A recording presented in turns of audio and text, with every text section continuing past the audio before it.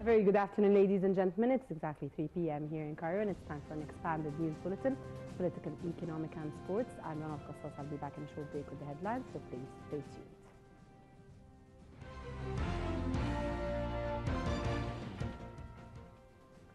President Abdel Fattah el-Sisi meets head of U.S. Central Command on fighting terrorism.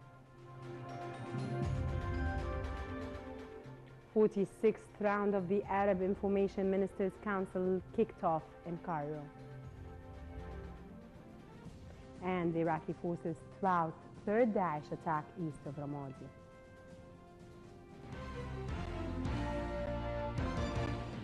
Welcome back, ladies and gentlemen. President Abdel Fattah el-Sisi discussed with the head of the U.S. Central Command, General Lloyd J. Austin, efforts to combat terrorism in the domestic and regional levels.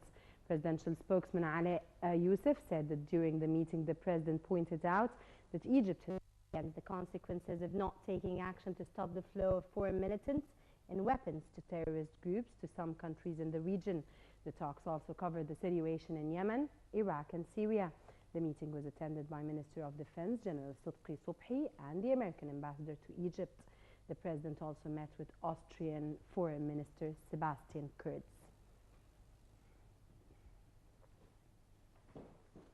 Foreign Minister Sameh Shoukry said that the Egyptian people and government are determined to uproot terrorism and eliminate terrorist groups. Shoukry made the statement during a meeting with the Austrian counterpart Sebastian Kurz. The talks covered bilateral relations between Egypt and Austria and means of boosting them in all fields. Spokesman for the Foreign Ministry, Ambassador Badr Abdelati, said that the two ministers reviewed the latest political, economic and social developments in Egypt and the ongoing preparations for the upcoming parliamentary elections.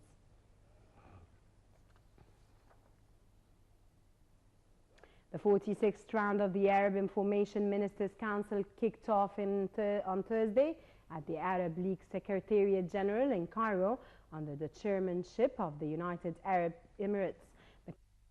The was held under the title, The Role of Media in Spreading Tolerance and Combating Terrorism. Attending the meetings, along with Arab Ministers of Information, are the head of media authorities and representatives of Arab news agencies.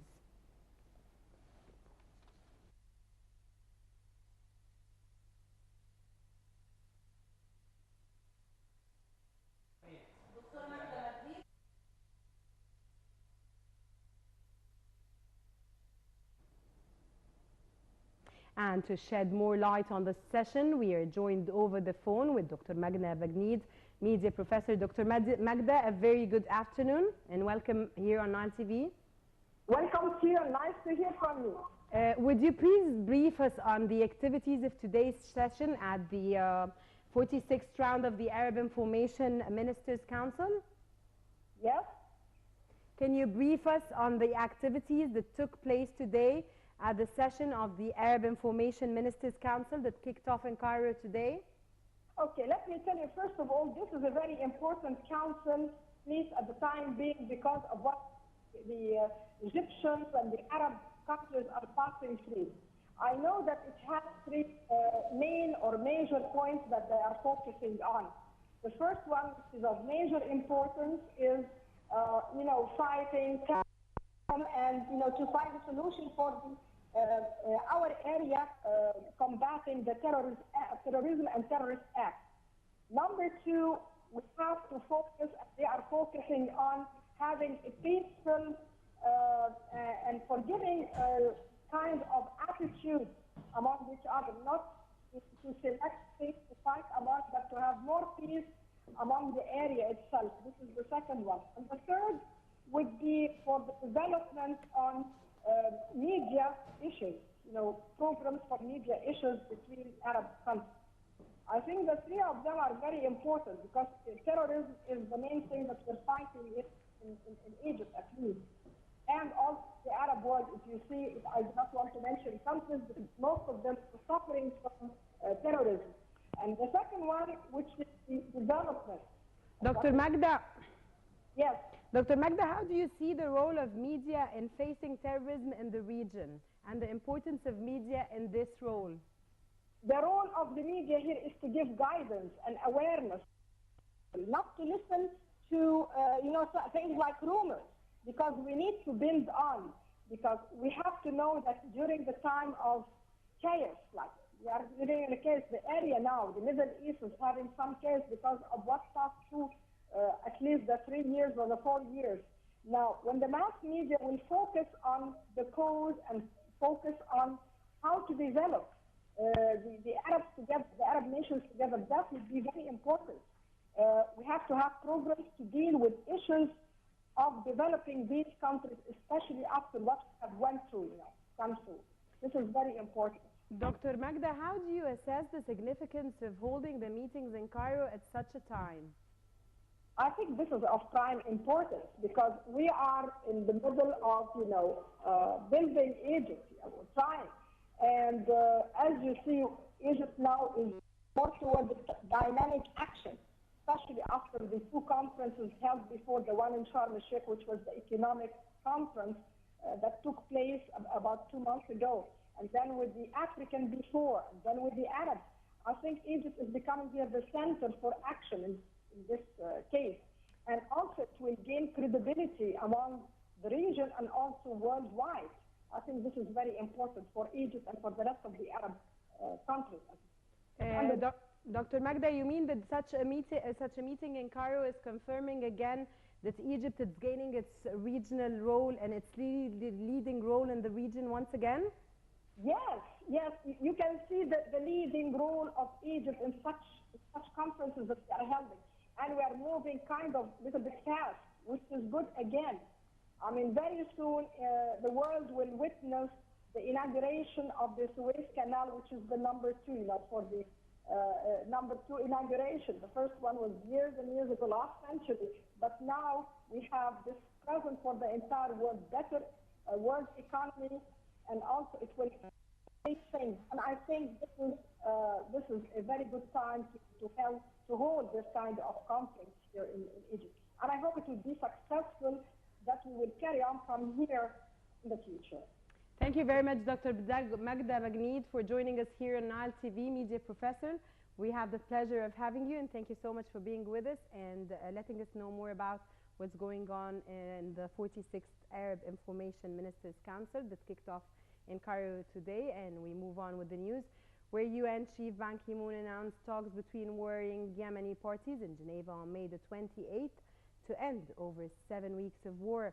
The move is aimed at diffusing the deepening crisis in the southern Arabian Peninsula, where Saudi-led forces carry out a military campaign to restore President Abdurrabbu Mansour Hadi. In New York, the UN Security Council met behind closed doors to discuss the Yemeni crisis. It issued a statement urging all Yemeni parties to attend these talks, engage without preconditions and in good faith, while also calling for the resumption of the humanitarian pauses in the fighting. Foreign Minister of the exiled Yemeni government based in Saudi Arabia appeared surprised by the announcement and said that the Houthis must first disarm and quit cities they seized since last September 1st. But Yemeni's UN Ambassador Khalid al-Almani said all parties, including the Houthis, would attend. Houthi leader Abdelmalik al-Houthi announced conditions for their attendance. Those including the commitment by parties to controversial agreement after the Houthis' September takeover of the capital that integrated the militia into all the state's institutions. Saudi artillery fire and airstrikes hit the north of Yemen near the Saudi border, a stronghold of the Iran-allied militia that the Saudi-led Arab alliance has been bombing for 8 weeks. The details in the following report. Saudi shells hit Houthi rebels' targets in northern Yemen on Thursday. Rocket fire and airstrikes hit a town along Yemen's border with Saudi Arabia, a stronghold for the Iran-allied Houthi militia that the Saudi Arabia-led forces had been bombing for 8 weeks. Saudi forces and Houthi militiamen exchanged heavy artillery and rocket fire, and Arab airstrikes hit Houthi positions inside Yemen on Thursday, violence that may complicate plans for UN-backed peace talks set for May 28th in Geneva. Tribal sources along the Saudi-Yemeni border said that more than 15 Houthi fighters and at least one Saudi officer were killed in intense clashes on Wednesday. Residents and local fighters opposing the Houthis said airstrikes hit a southern air base controlled by the militia and their positions outside the southern city of Aden on Thursday. Tribal and militia fighters in Yemen's south support the Arab campaign and back President Abdurrabbu Mansour Hadi, who lives in exile with the government in Saudi Arabia. Meanwhile, an Iranian aid ship bound for the Houthi-controlled Red Sea port of Hodeidah in Yemen appeared to be headed to Djibouti for an inspection on Thursday. Iran's deputy foreign minister said that the ship would submit to UN inspection in the Horn of Africa country, avoiding a potential regional showdown between Riyadh and Tehran. Saudi Arabia analysts believe the Houthis are a proxy for the influence of Iran in the Arabian Peninsula. Iraqi forces said they thwarted a third attempt by Daesh to break through their defensive lines east of the city of Ramadi overnight on Thursday. Police and pro-government fighters exchanged mortar and sniper fire with the militants across the new front line in Husaybiya al-Sharqiyya, where security forces have dug trenches to prevent the insurgents pushing further east. Ramadi fell to the insurgents on Sunday in the most significant setback for Iraqi security forces in nearly 1 year, calling into question the U.S.-led strategy to degrade and destroy the terrorist group. Washington conceded it is a hard look at its Iraq strategy after the fall of Ramadi, sending in anti-tank weapons to battle car bombs and working to shore up dispirited Iraqi forces. Daesh has captured a large area of Iraq and Syria since early last year.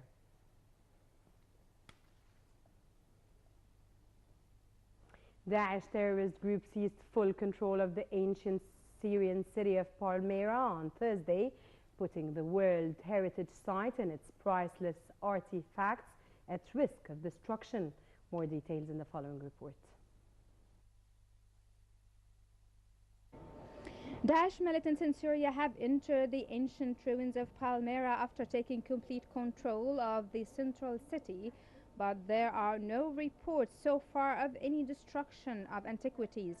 The offshoot of Al-Qaeda has taken control of the 3A base and prison after storming them on Wednesday.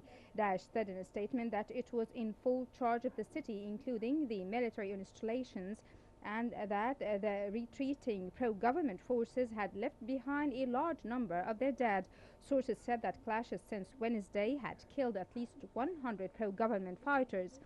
It's the first time the terrorist group has taken control of the city directly from the Syrian military and allied forces. The group has destroyed antiquities and ancient monuments in neighboring Iraq, and there are fears it might now devastate Palmyra, one of the most important ancient World Heritage Sites in the Middle East.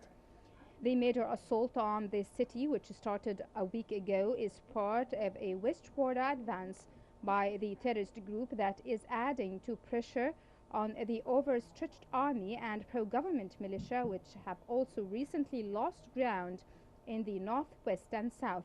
The fall of Palmyra comes just days after Daesh seized Ramadi, the capital of Anbar province in neighboring Iraq, dealing a significant blow to U.S. efforts to defeat the radical group.